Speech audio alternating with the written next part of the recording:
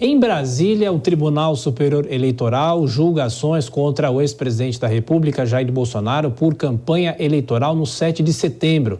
A gente chama da capital federal o repórter André Anelli. André, boa noite para você. O julgamento ainda está em andamento, já terminou. Qual é a situação nesse momento, André? Bem-vindo. Julgamento suspenso por hoje, viu, Tiago? Muito boa noite para você, boa noite a todos ligados no Jornal Jovem Pan. Até o momento, 3 ministros já manifestaram voto, 2 deles pela condenação de Jair Bolsonaro e 1 pela absolvição.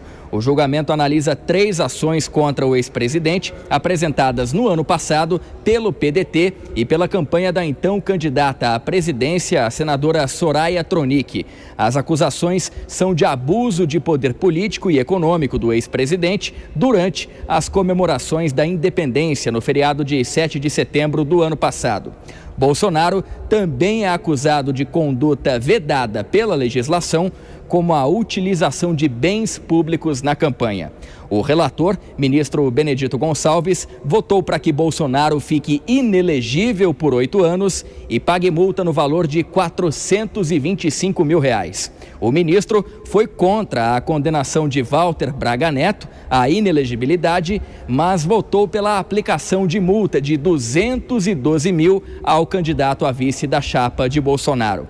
Benedito Gonçalves afirmou que, ao longo do processo, foi constatado que houve uma indevida mescla entre atos oficiais e eleitorais, aqui em Brasília e também no Rio de Janeiro, no 7 de setembro. Ações feitas desde as convenções partidárias em julho do ano passado, na propaganda eleitoral vinculada em 6 de setembro do ano passado, foi a inequívoca difusão de mensagem associando a comemoração do bicentenário e todo o seu simbolismo à campanha dos investigados. A prova dos autos demonstra que essa mobilização não envolveu exclusivamente ato de campanha. Houve nítida referência aos atos oficiais, com destaque para a participação das Forças Armadas.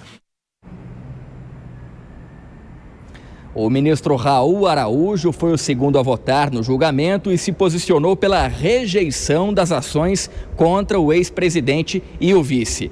Raul Araújo discordou do relator e afirmou que não se constata qualquer conduta típica vedada pela legislação eleitoral, porque, nas palavras dele, houve clara diferenciação entre os atos oficiais e aqueles eleitorais. Apenas se considera esses 2 atos, a meu ver, muito distintos, que são um desfile oficial cívico-militar comemorativo da independência realizado anualmente e, de outro lado, um ocasional comício após a realização desses atos. São dois acontecimentos bem distintos. Não vejo como se ter como caracterizada qualquer conduta vedada. E o último ministro a votar foi Floriano Marques. Ele defendeu a condenação de Bolsonaro e Braga Neto à inelegibilidade por 8 anos. E ele acompanhou Benedito Gonçalves no valor das multas a serem aplicadas. O que se extrai das provas, mormente dos vídeos anexados aos autos ou disponíveis nos bancos de dados da internet, bem como dos depoimentos, é um liame contínuo de um evento único, cênica, temporal e espacialmente, e com repetição da maioria dos personagens, alguns assintosamente apresentados como alegorias da campanha presidencial do então incumbente.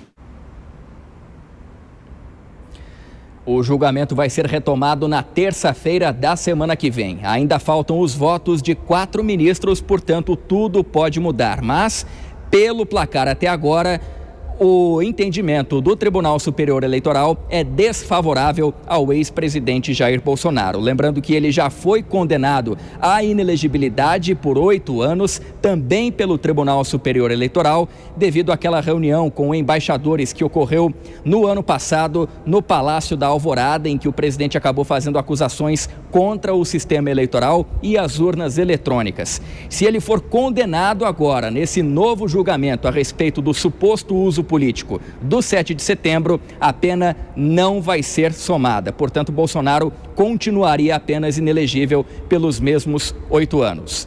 Tiago. É isso, André Anelli explicando, trazendo todas as informações. Você volta já aqui no Jornal Jovem Pan. Nelson Kobayashi, deixa eu te perguntar, em relação aos processos, aos casos, são casos parecidos, casos diferentes? E como o próprio André acabou explicando, se o ex-presidente chegar a ser condenado, não muda a pena que já é aplicada.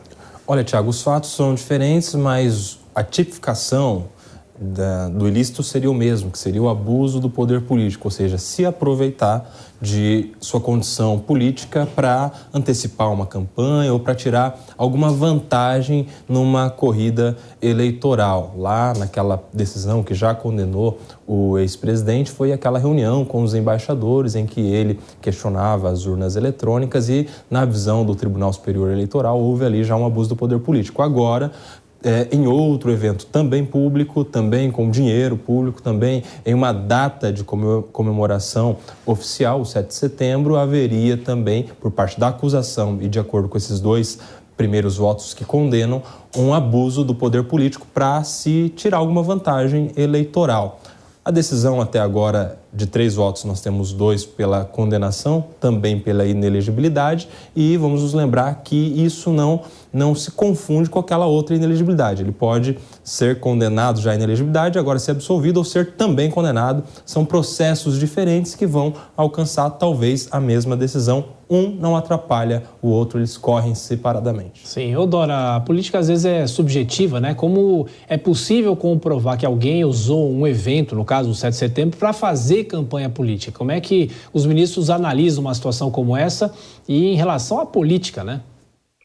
Tiago, no caso, com as evidências, tá certo? Com os vídeos, porque no caso de Brasília, são dois eventos, um no mesmo dia, um em Brasília e outro no Rio.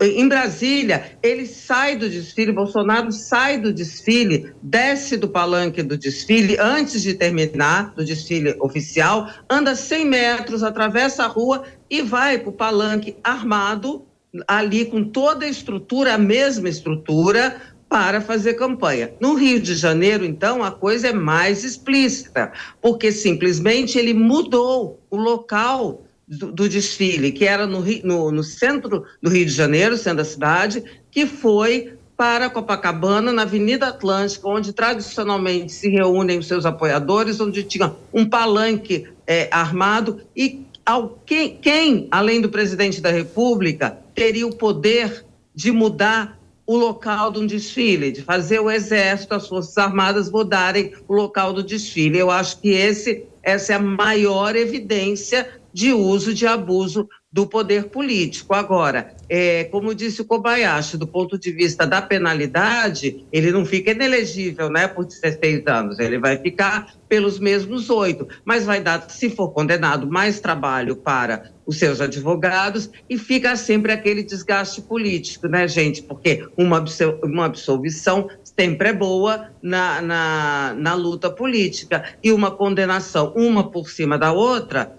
claro que enfraquece a pessoa que é alvo daquela condenação.